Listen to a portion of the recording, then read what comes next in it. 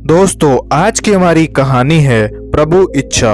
एक बहुत ही पहुंचे हुए महात्मा थे। वे गांव-गांव घूमकर अपने ज्ञान की गंगा पूरे देश में बहाया करते थे। वे किसी भी गांव में अपना डेरा डालते, फिर वहां के लोगों में ज्ञान रूपी गंगा का समावेश करते और अगले गांव की ओर निकल पड़ते।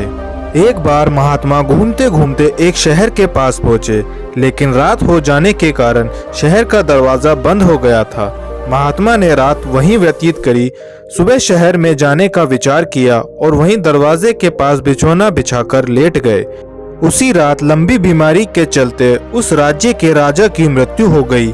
राजा की कोई संतान न थी, इसलिए राजगद्दी पर बैठने के लिए पूरा राज परिवार झगड़ने लगा। सभी राजा के अगले वारिस होने का दावा करने लगे।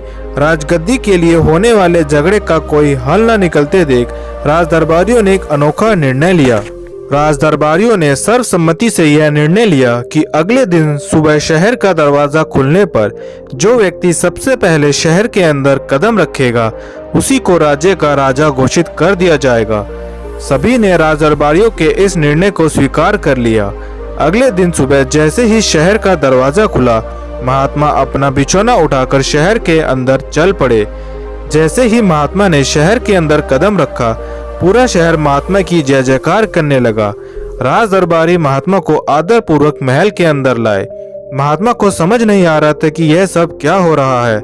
महात्मा ने राज दरबारियों के इस आदर सत्कार और जय जयकार का कारण पूछा, तो राज दरबारियों ने महाराज की मृत्यु के बाद पनपे विवाद और विवाद के हल के लिए सबसे पहले शहर आने वाले व्यक्ति को राजा बनाने की बात महात्मा जी को बता दी।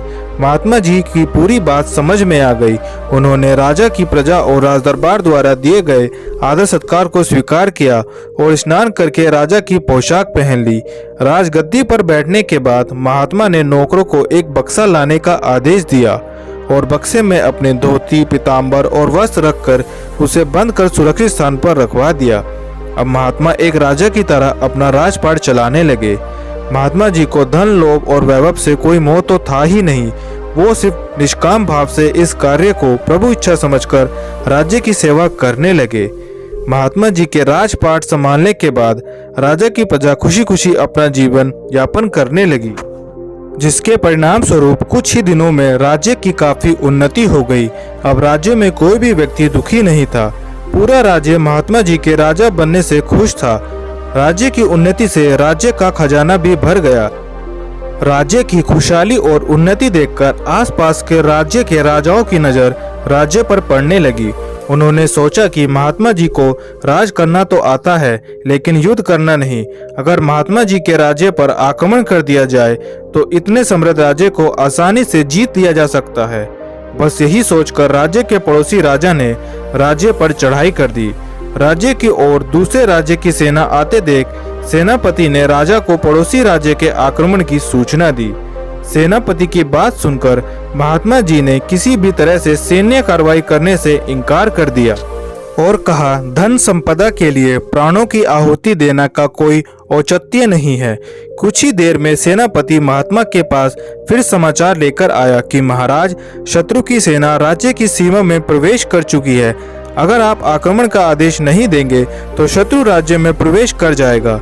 सेनापति की बात सुनकर महात्मा ने फिर किसी भी प्रकार की सैन्य कार्रवाई से इनकार कर दिया। जब पड़ोसी राज्य की सेना राज्य के समीप आ गई तो महात्मा जी ने सेनापति के हाथों यहाँ आने का कारण बताने का संदेश भिजवाया। महात्मा का संदेश पाकर पड़ोसी राज्य के राजा ने संदेश भिजवाया कि हम यहाँ आपका राज्य लेने आए हैं।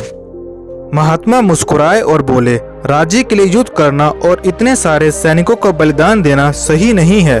धन संपदा और राजपाट के लिए युद्ध करना कतई सही नहीं है। अगर तुम इस राज्य की सेवा करना चाहते हो तो मैं खुशी खुशी यह राज्य तुम्हें सौंपता हूँ। महात्मा ने उसी वक्त सैनिकों को वह बक्सा लाने का आदेश दिया। बक्से से उन्होंने अपने साधु का वेश निकाला, हाथों में कमंडल लिया और पड़ोसी राज्य के राजा को राज्य सौंपते हुए कहा, इतने दिनों तक इस राज्य की सेवा मैंने की है, अब आप करें। जब मैं इस राज्य में आया था तब इस राज्य को संभालने वाला कोई नहीं था। अब आप इस राज्य को संभालने की जिम्मेदारी ले रहे हैं तो मैं फिर से प्रभु कार्य में लग सकता हूँ। आपका बहुत बहुत धन्यवाद। राजा को महात्मा के साधुवाद ने इतना प्रभावित किया कि राजा ने महात्मा के राजपाट को अपने हाथों में लेकर राज्य का पूर्ण रूप से सुचारू रूप से गठन किया। देखते ही देखते वह राज्य देश का सबसे खुशहाल राज्य बन गया। दोस्तों, अगर आपको हमारी ये कहानी पसंद आई तो वीडियो को लाइक करें और चैनल को सब्सक्राइब करें।